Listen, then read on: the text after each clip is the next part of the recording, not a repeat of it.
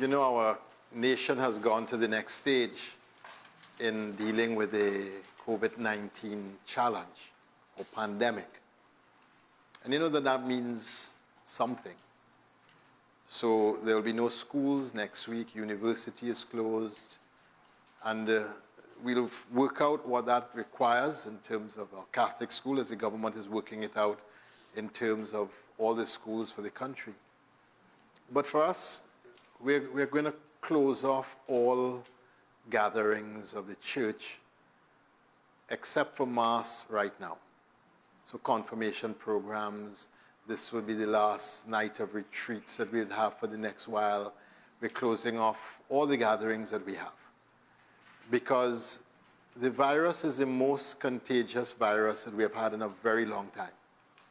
This is not spreading by mosquitoes that may or may not bite you if you're in the right or wrong place. This is spreading human person to human person. And because it's spreading human person to human person, anytime we are together, there is a risk. Because if there's one person infected, one person is infecting 2.2 other people. Do the maths.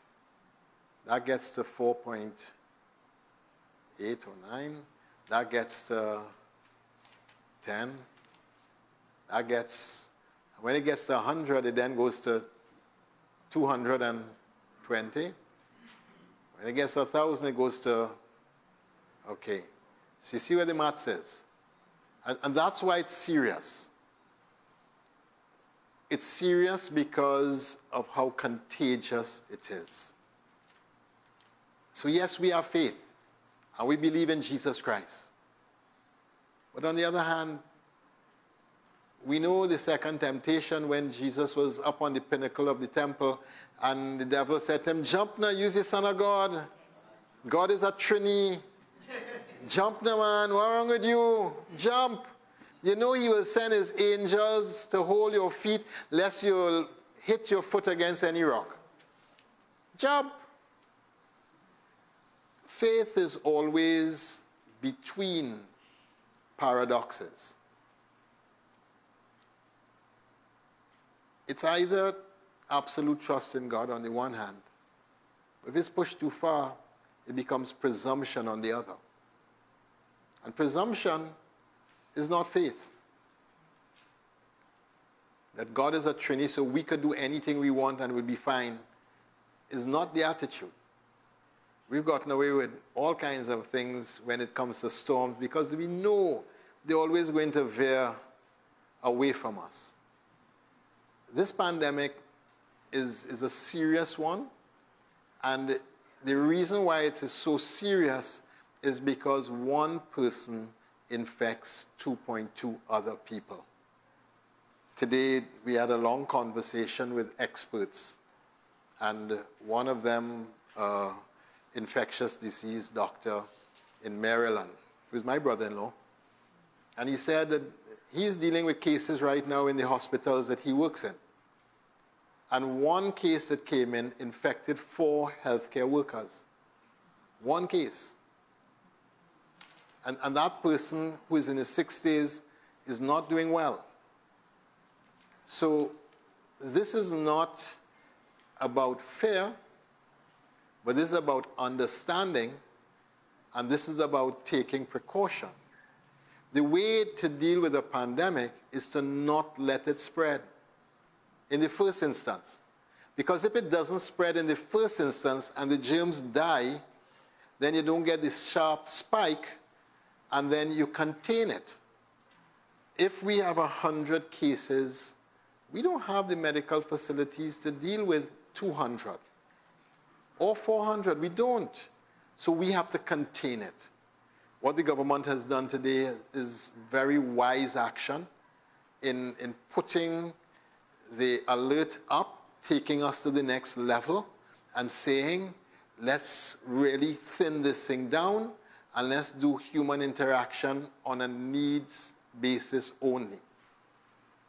We are more like Italy than we are like America. In America, the older people live in different houses from the younger people. In Italy, 3 and 4 generations live in the same house. And in Trinidad, 3 and 4 generations live in the same house. And although the mortality rate is only in the 1%, the mortality rate of the over 80s is in the 18%. And although young people are recovering very easily and well, they are carrying the germ to the older people whose mortality rate is very high. And that's the problem. So if you know that you have high blood pressure, diabetes, or any of these wonderful other things that you're taking drugs for, then you are at high risk. And if you're at high risk, the best advice is to do a self-isolation. Isolate yourself as best you can until the germs pass. That's the best advice. Where we are now is a holding position, looking to see where we go to the next step or the next step, and hopefully that out of this, if we do the sanitizing properly, and if we do our work well, and if we ensure we stop the contagion by not having the silly contact and not touching your face after you have shake hands with somebody or touch the surface upon which it could stay, if we could do these things and we contain this thing, it will pass. But if it spikes, we do not have the infrastructure in our country to really deal with a pandemic going viral in this country. We don't. And our best way of dealing with it is up front to stop the contagion. And that's why we're taking all the measures that we're going to be taking as church. So Sunday Masses, we're asking those who are at high risk to please stay home and take part in the Eucharist via Trinity Television, make a spiritual communion, and offer that sacrifice up in this Lenten period for the healing of our nation. It might sound drastic, but this thing is real. And if you see the counter, and there's a counter, world counter, that number keeps flying up real quick. And that's what we don't want in our country. And so in our country and in our church, we're going to be very, very prudent. And we're going to exercise real good care. And we're going to ensure that what we do is in the best interest of the common good and in the best interest of those who are most vulnerable. Some of our young say, well, I'm not going to die, so why worrying for? Well, I'll tell you why to worry. Worry because granny might be infected by you. Worry because a stranger might be infected by you. So worry. Because if you get it and you infect an elderly person who has complications, we have a problem. And we don't want problems, do we? So prudence, restrain, sacrifice. Remember them old-time words? Remember them old-time words? But those are the words that are going to be the watchwords of our nation over the next while. Prudence, sacrifice, and restraint. And if we do that well, this too will pass by us. And we will be okay. And if we don't take this seriously, we cannot deal with what will come after. We're not ready for it as a country. We're too small and we're too connected. So, what's the 3 words? Remind me. Prudence.